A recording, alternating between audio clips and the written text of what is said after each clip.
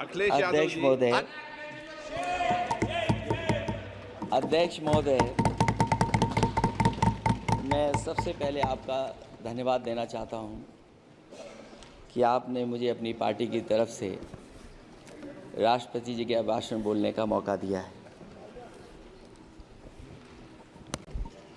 अध्यक्ष जी, सत्ता पक्ष और विपक्ष दोनों लगातार अपनी बात रख रहे हैं।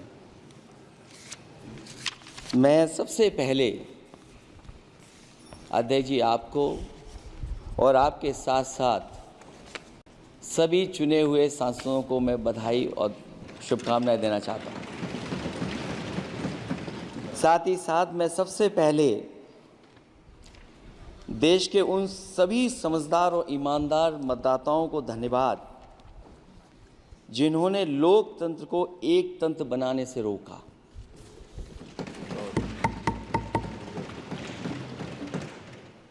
चुनाव के समय पर अध्यक्ष जी ऐसा कहा गया कि 400 पार। मैं समझदार जनता को फिर एक बार धन्यवाद दूंगा और मैं कुछ कहना चाहता हूं कि आवाम ने तोड़ दिया हुकूमत का गुरूर, दरबार तो लगा है पड़ा गमगीन में बेनूर है पर। अध्यक्ष महोदय, दरबार तो लगा है पर बड़ा गमगीन बेनूर है और पहली बार ऐसा लग रहा है हारी हुई सरकार विराजमान है। जनता कह रही है चलने वाली नहीं सरकार। अध्यक्ष महोदय, जनता कह रही है चलने वाली नहीं, ये गिरने वाली सरकार है। और क्योंकि ऊपर से जुड़ा कोई तार नहीं, नीचे कोई आधार नहीं, अधर में जो है अटकी हुई वो तो कोई सरकार नहीं। दरअसल पूरा इंडिया समझ गया है कि इंडिया ही प्रो इंडिया है। इस चुनाव में इंडिया अलायंस की नैतिक जीत हुई है। ये पीडीए इंडिया की सकारात्मक राजनीति, पॉलिटिक्स जो पॉजिटिव है, पॉजिटिव पॉलिटिक्स की जीत हुई है। ये इंडिया पीडीए की सोशल जस्टिस मुहिम की विक्ट्री है। 2024 का परिणाम हम इंडिया वालों के लिए जिम्मेदारी से भरा पैगाम भी है। और अगर हम यूं कहें अध्यक्ष महोदय कि 15 अगस्त 1947 अगर उपनिवेशिक राजनीति से आज़ादी का दिन था तो 4 जून 2024 देश के लिए सांप्रदायिक राजनीति से आज़ादी का दिन रहा। ये सांप्रदायिक राजनीति के अंत और सामुदायिक राजनीति की शुरुआत है। जहां सांप्रदायिक राजनीति का अंत हुआ है वहीं सामुदायिक राजनीति की शुरुआत हुई है। सबसे अच्छी बात हुई ये है कि इस चुनाव में सांप्रदायिक राजनीति की हमेशा के लिए हार हो गई है। अध्यक्ष महोदय, कहने को सरकार ये कहती है कि ये 5th लार्जेस्ट इकोनॉमी बन गई है और जीडीपी के मामले में 5th वर्ल्ड की इकोनॉमी बन गई है। लेकिन अध्यक्ष मोदी, ये सरकार क्यों छिपाती है कि अगर ये हमारी सबसे लार्जेस्ट इकोनॉमी, अगर हम 5वें नंबर पर हैं, तो हमारे देश की पर कैपिटा इनकम, प्रति व्यक्ति आय हमारे किस स्थान पर पहुंची है। और हम लोगों ने तो अध्यक्ष महोदय देखा है कि अगर दिल्ली की सरकार ने कहा होगा कि $5 ट्रिलियन की इकोनॉमी बनेगी, तो जहां से प्रधानमंत्री जी चुन करके आते हैं वहाँ का प्रदेश के सरकार भी कह रहे कि हम $1 ट्रिलियन इकोनॉमी बना लेंगे। देश की इकोनॉमी कहाँ पहुँच गई, पर कैपिटा इनकम क्या है। लेकिन अगर उत्तर प्रदेश की इकोनॉमी को अगर $1 ट्रिलियन की इकॉनमी बनना है तो कम से कम 35% की ग्रोथ चाहिए। मुझे नहीं लगता है कि 35% की ग्रोथ उत्तर प्रदेश पा पाएगा। हम हंगर इंडेक्स में कहाँ खड़े हैं, नीचे से कहाँ हैं। जो 5th लार्जेस्ट इकोनॉमी की बात कर रहे हैं वो इनइक्वालिटी के पैरामीटर पे कहाँ खड़े हैं, वो हैप्पीनेस इंडेक्स में कहाँ खड़े हैं। और जो लोग चुनाव को अपने तरीके से मोड़ते हैं, मैं उन्हें कहना चाहता हूं कि अध्यक्ष महोदय, इस चुनाव के परिणाम ने तोड़ने वाली राजनीति को तोड़ दिया है और जोड़ने वाली राजनीति की जीत हुई है। इस चुनाव में धन छल बल की नकारात्मक राजनीति की शिकस्त हुई है। ये चुनाव जो देश का हुआ, ये सकारात्मक राजनीति का नया दौर शुरू हुआ है। इस बार प्रो कॉन्स्टिट्यूशन वालों की जीत हुई है। हम मानते हैं संविधान ही संजीवनी है, उसी की जीत हुई है। ये संविधान मंथन में संविधान रक्षकों की जीत हुई है। अब ऊपर से नीचे की राजनीति का अंत हो गया है। अब नीचे से जो समाज की जो आवाज़ उठेगी वही राजनीति का आधार बनेगी। मैं कहना चाहता हूं कि देश किसी की व्यक्तिगत महत्वाकांक्षा से नहीं, जन आकांक्षा से चलेगा। मतलब अब मनमर्जी नहीं, जनमर्जी चलेगी। इस चुनाव का बड़ा पैगाम यही है।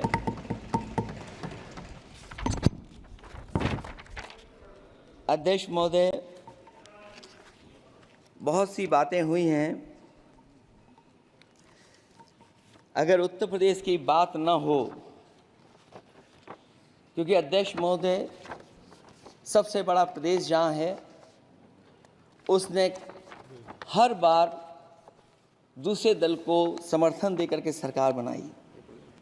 मैं उन्हीं लोगों से कहना चाहता हूं कि लोग क्यूटो की फोटो लेकर बनारस की गलियों से लेकर के गंगा जी तक ढूंढ रहे हैं। उनको लगता है जिस दिन माँ गंगा साफ हो जाएंगी, शायद उस दिन कहीं क्यूटो उसकी गोद में कहीं मिल जाएगा। बनारसी लोग चाहते हैं कि कोई गंगा जी के भी तल में उतरकर उसका दर्द भी जाने। उत्तर प्रदेश की जनता का बस यही आग्रह है कि जिस गंगा जल को हाथ में लेकर सच कहने की कसम खाई जाती है, कम से कम उस गंगा जल से तो झूठ ना बोला जाए।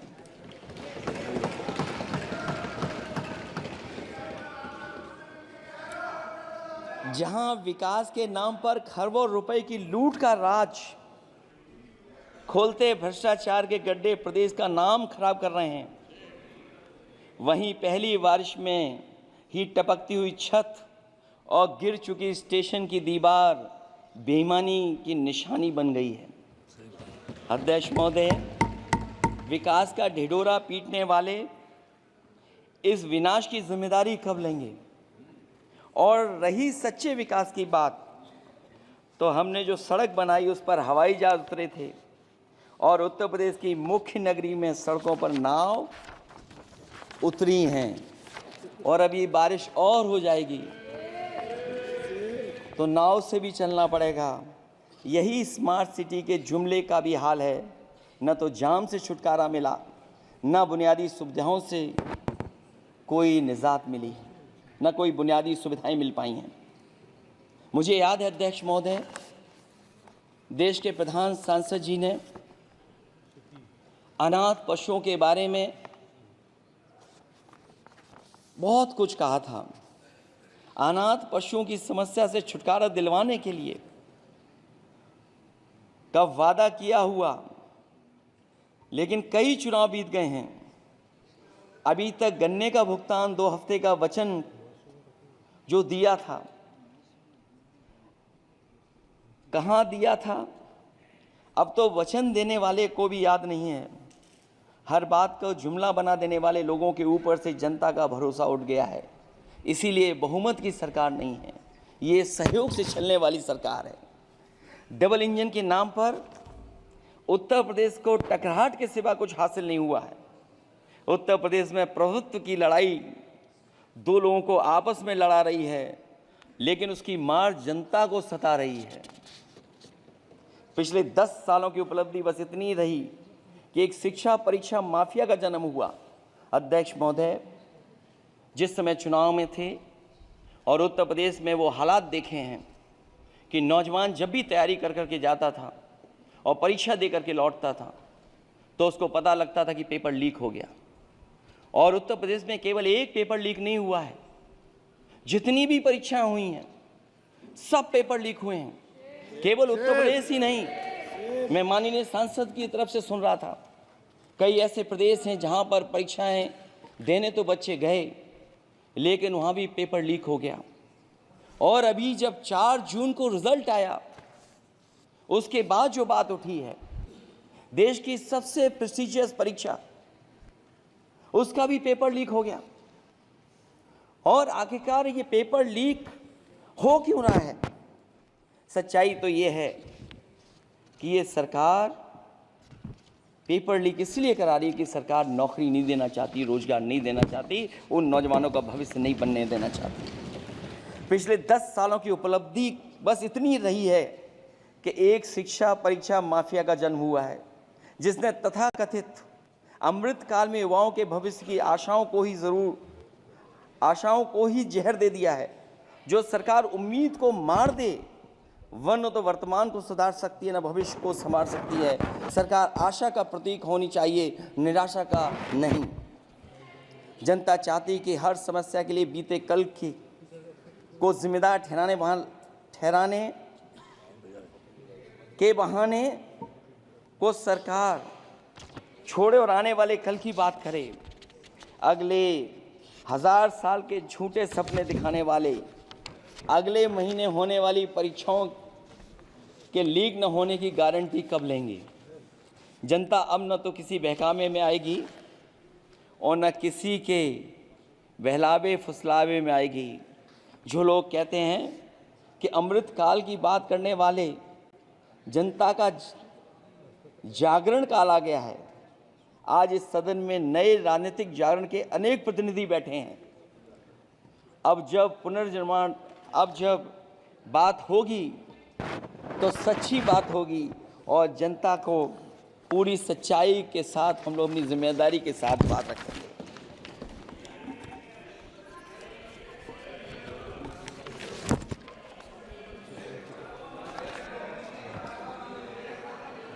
अध्यक्ष महोदय, एक जीत और हुई है,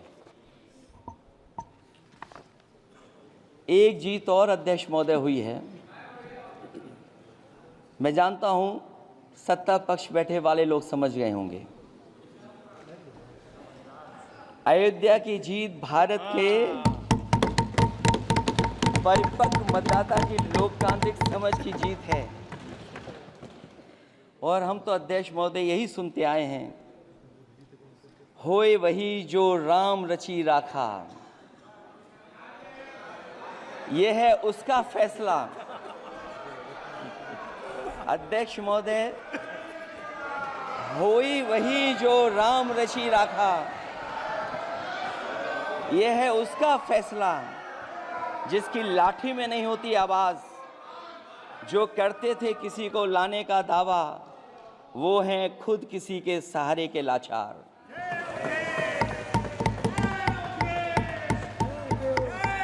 अध्यक्ष महोदय,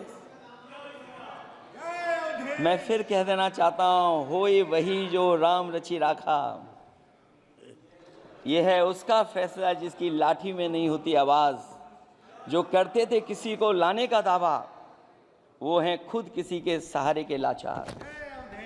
हम अयोध्या से लाए हैं उनके प्रेम का पैगाम, हम अयोध्या से लाए हैं उनके प्रेम का पैगाम, जो सच्चे मन से करते हैं सबका कल्याण। सदियों में जन जन गाता है जिनके गान, अभय दान देती जिनकी मंद मंद मुस्कान, मानवता के लिए उठता जिनका तीर कमान। अध्यक्ष महोदय, जो असत्य पर सत्य की जीत का है नाम, उफनती नदी पर जो बांधे मर्यादा के बांध, वो है अवध के राजा पुरुषोत्तम प्रभु राम। हम अयोध्या से लाए हैं उनके प्रेम का पैगाम।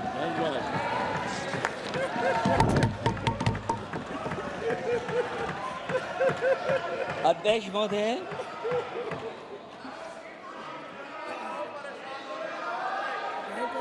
महोदय, कुछ बातें हैं।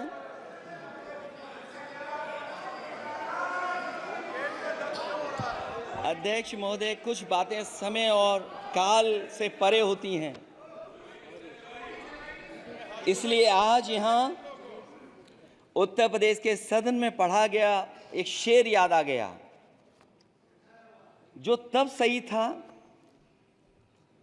अब और सही साबित हो रहा है। इजाजत हो अध्यक्ष जी तो मैं अर्ज करूं। हजूरे आला आज तक खामोश बैठे इसी गम में, हजूरे आला आज तक खामोश बैठे हैं इसी गम में, महफिल लूट ले गया कोई जबकि सजाई हमने। योगी जी के लिए, योगी जी के लिए।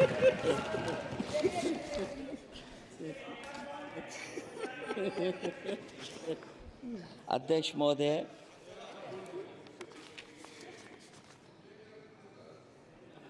मैं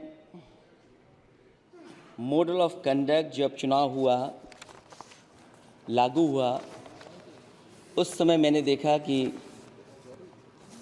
कुछ लोगों पर मेहरबान रही सरकार और कमीशन भी। कई मैं बहुत डिटेल में नहीं जाना चाहता हूं अध्यक्ष महोदय, लेकिन कहीं ना कहीं प्रश्न उस संस्था पे भी लगा है, और अगर उस संस्था पर प्रश्न लगा है तो लगाने वाली सरकार की वजह से लगा है। इसलिए अगर निष्पक्ष होगी वो संस्था तो न केवल हमारा लोकतंत्र स्वस्थ होगा, बल्कि हमारे लोकतंत्र और मजबूत दुनिया में दिखाई देगा। अध्यक्ष महोदय, ईवीएम पे मुझे कल भी भरोसा नहीं था, आज भी नहीं भरोसा। मैं 80 के 80 सीट जीत जाऊं तब भी नहीं भरोसा। और मैंने अपने चुनाव में कहा था अध्यक्ष महोदय कि ईवीएम से जीत करके ईवीएम हटाने का काम करेंगे। न ईवीएम का मुद्दा मरा है, न जाएगा खत्म। जब तक ईवीएम नहीं हटेगी हम समाजवादी लोग उस बात पर अड़ग रहेंगे। उत्तर प्रदेश अध्यक्ष महोदय वो प्रदेश है जिसने सरकार बीजेपी की बनवाई, एक बार नहीं 2 बार बनवाई, और उसी उत्तर प्रदेश के साथ कितना बड़ा भेदभाव, उत्तर प्रदेश के साथ बड़ा भेदभाव। मुझे याद है वो दिन जब प्रधानमंत्री जी एयरफोर्स के सबसे भारी वाहन हवाई जहाज से उतरे थे सड़क पर। वो अलग बात है कि उस प्रदेश के मुख्यमंत्री उनके साथ नहीं बैठ पाए थे,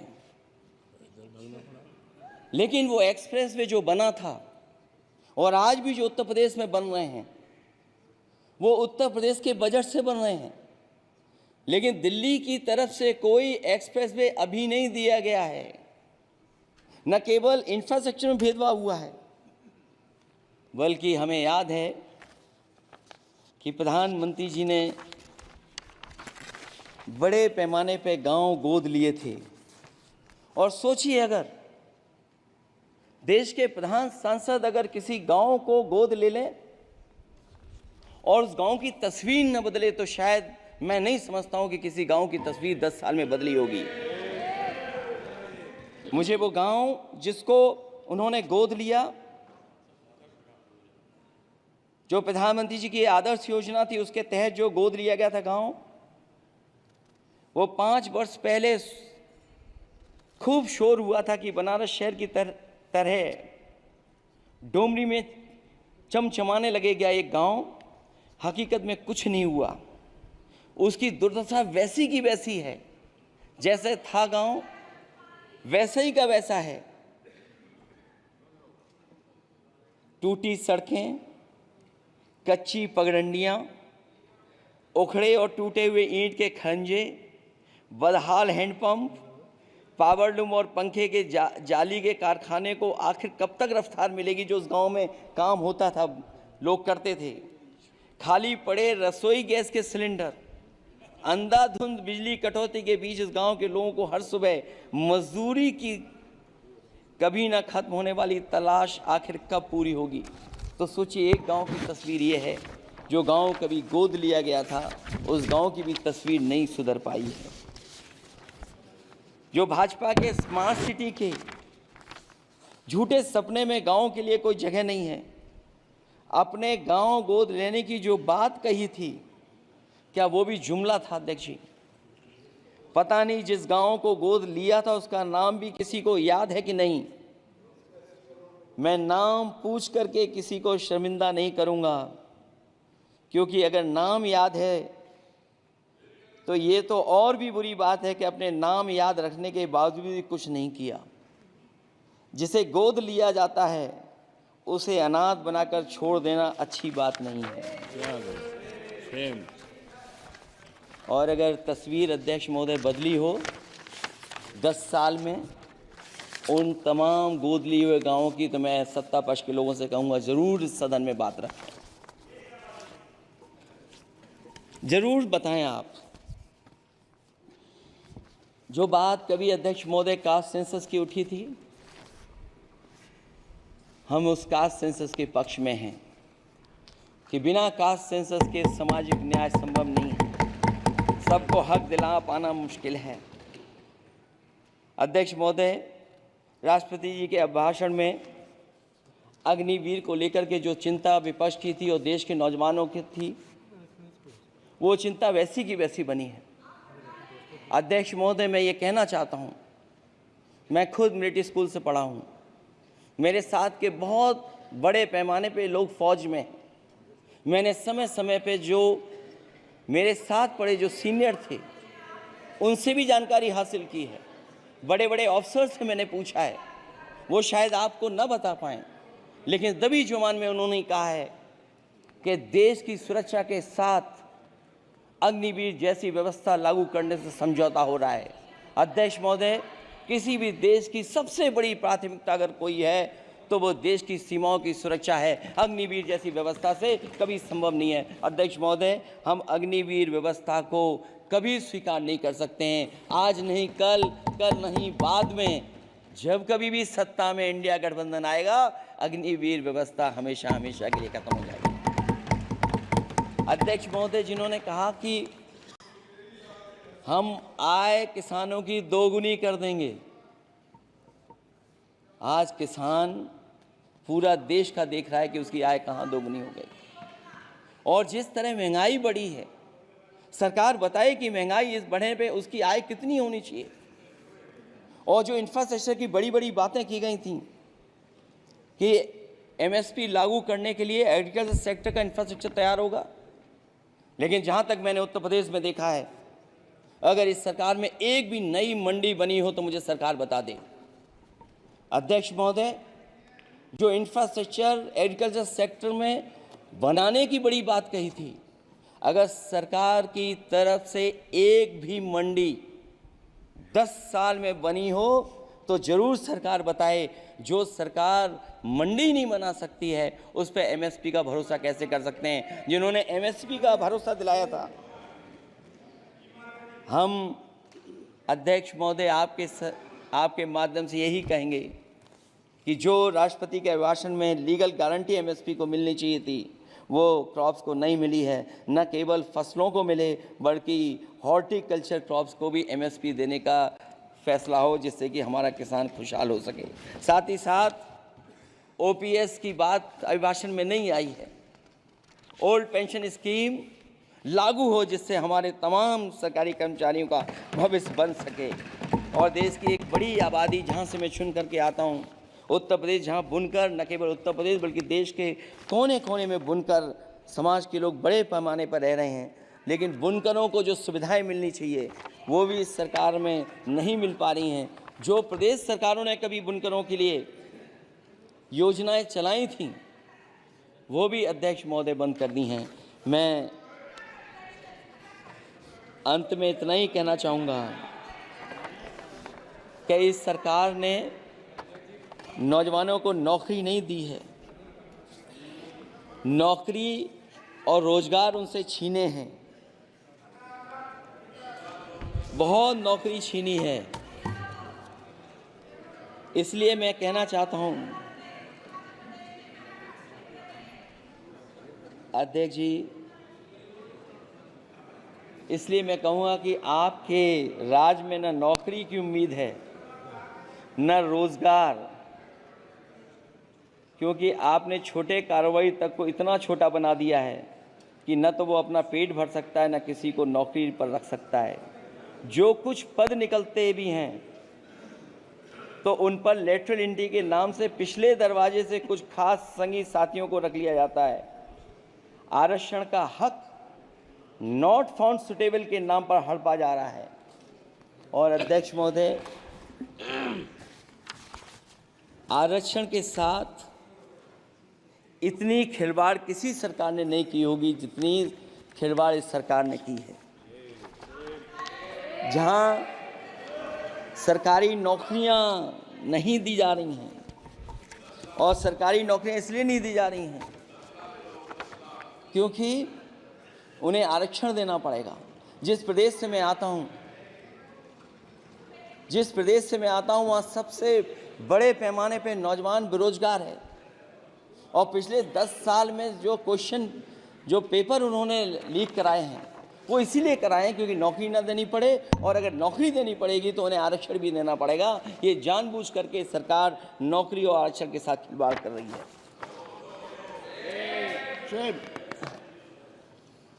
मैं अध्यक्ष महोदय अंत में इतना ही कहना चाहता हूं,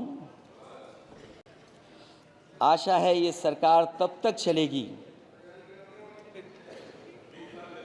तब तक उसके केंद्र में इस देश का हर एक गरीब, शोषित, वंचित, पीड़ित, पिछड़ा, दलित, अल्पसंख्यक, आदिवासी, महिला, युवा, छोटा कारोबारी, ईमानदार, नौकरी पेशा, आम आदमी और कर्मचारी अधिकारी, मजदूर और किसान होगा, ना कि धनवान होगा। और शासन के आधार पर संविधान होगा। वह जुमलों की जगह सच में महंगाई, बेरोजगारी, भ्रष्टाचार, गरीबी, भुखमरी, सांप्रदायिक हिंसा, दलित व महिला उत्पीड़न, सामाजिक अन्याय जैसे मूलभूत मुद्दों का समाधान होगा।